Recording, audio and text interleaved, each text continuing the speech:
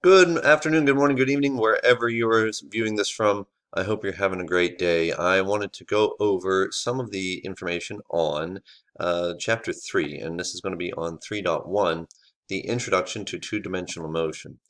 This whole unit is going to go over a bunch of things, vectors and scalars, more information about those, and then into projectiles a little bit later on. In 3.1, we're talking about just what two-dimensional motion is and why it's important to study motion of objects in multiple dimensions, because we just finished going over all of the motion equations in kinematics in chapter 2.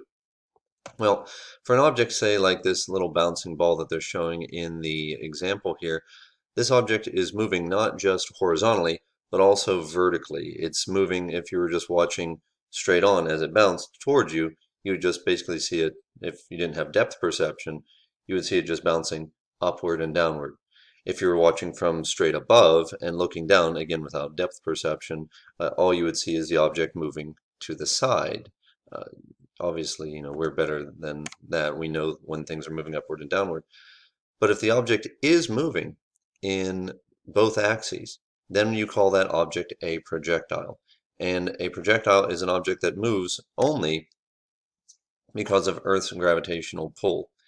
And it's that gravitational pull that causes the object to move vertically and actually accelerate vertically in that direction. And the path of it is called a parabola. And the parabolic path that it takes is going to be easily mapped out mathematically.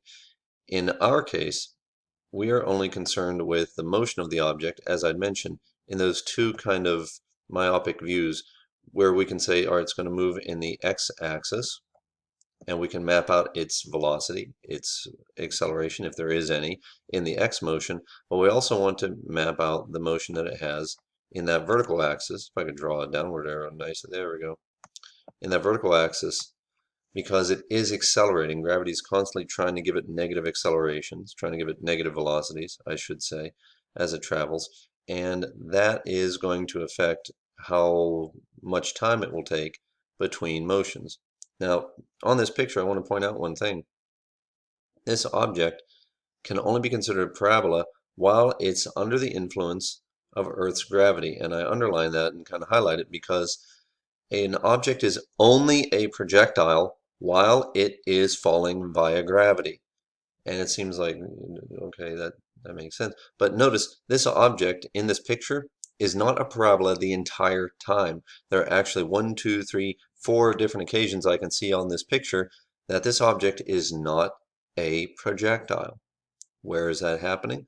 Well, if you take a look at the picture, there are 4 times in this picture that the object makes contact with the ground. And it's during these parts of the motion that the object is actually feeling another outside influence, that is the ground, pushing it back up off of itself. If the ground wasn't there, the object would obviously continue to keep falling, or if the ground was of a different material, the object might just become lodged in it and stop the motion altogether.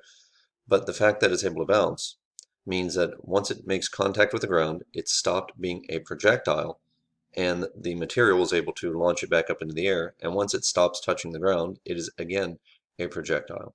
So projectile motion only happens during these times when the object is falling via gravity, and then if it makes contact with anything else, it is no longer a projectile, and that would be the end of our projectile predictions. Once it leaves that body, then I can make a second prediction about the projectile once it's left contact with that object and comes back down. So a projectile is only that when it is free falling through Earth's gravitational field. As we mentioned in the last chapter, free fall is a thing that is unimpeded by other forces. So if an object is not being affected by outside influences, only gravity, it is a projectile. If it moves horizontally, then it's moving in 2 dimensions, because as I wrote, it's moving horizontally, 1 dimension, and vertically, 2nd dimension. 3rd dimension would be coming straight towards you. One of the most important aspects about two-dimensional motion is its independence of motion, whereas an object that's moving, such as this yellow object in this time-stamped picture, this yellow object is given a motion in the x direction while it's falling. Now the velocity that it gains in the x direction is not going to be impinged upon or affected by the gravitational forces that are felt by it. So if I were to draw a vector, let's say like this, for the y velocity, let's just give this a nice little yellow color so it'll match the yellow object that I'm tracking. If I were to map out the horizontal velocity, I'll just have to keep duplicating this over and over and over again because the motion of this object in the horizontal axis doesn't actually change. And why would it change in the x motion? Is there anything that's going to pull the object to the side? No, there's nothing that's actually outside of like wind. If you drop this outside of a moving car, there's a lot of wind that could affect horizontal motion. But in still air, there's nothing to cause this object to change its motion in the horizontal direction. However, the red object and the yellow one are both traveling in the y-axis downward with an acceleration because gravity is affecting this motion, but gravity is not something that is going to be acting in any axis except that y-axis. So if I were to add in my little gravity direction right here, ta-da! The acceleration from gravity is only granted to vertical motion.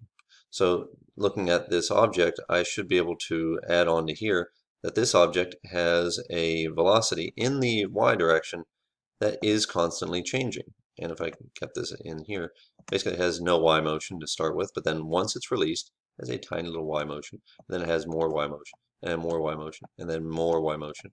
And you can see this velocity is causing a bigger displacement every time it travels downward. And that's mapped out by these pictures right here. Now the fun thing is, for the object in yellow, this object in yellow is also traveling downward and picking up vertical motion exactly at the same pace as the red object. And I can tell that that's true because every time I look at this right here, as the objects are basically in the same place. I'm just moving these little red arrows over horizontally to match the location of the yellow object as it was falling. But look at the picture. The object in the yellow and the object in red stayed neck and neck in the y-axis. The fact that the yellow one was given an extra push to the side didn't change the fact that it was still falling at the same rate as the other one. Now, let me move myself a little bit. Here we are. The vertical motion and the horizontal motion of objects are independent of each other. So the horizontal motion of the object has a linearly moving velocity, which means that the velocity is staying, the position of the yellow object is staying at a constant pace because the velocity was always the same. It never changed. However, in the vertical axis, that object has an acceleration that is going to be causing it to actually gain more and more displacement every single second. But the vertical velocities are identical, which means that for any object, any problem that we come across, if an object is a projectile, it doesn't matter what it's doing in the horizontal axis, I can still do predictions and do calculations in the vertical column without having any data about its horizontal motion. Conversely, for a projectile moving in 2 dimensions, all I need to know about its horizontal position is the time that it's being given to travel and the horizontal velocity. The vertical motions and the vertical velocities don't affect it. So this is something powerful for us as we move forward, being that, yes, the overall picture is the object is moving in 2 dimensions, and we'll want to know information about both. But while I'm doing my analysis, while I'm doing my predictions with my formulas, with my equations, I'm only doing my predictions and my calculations for one axis at a time.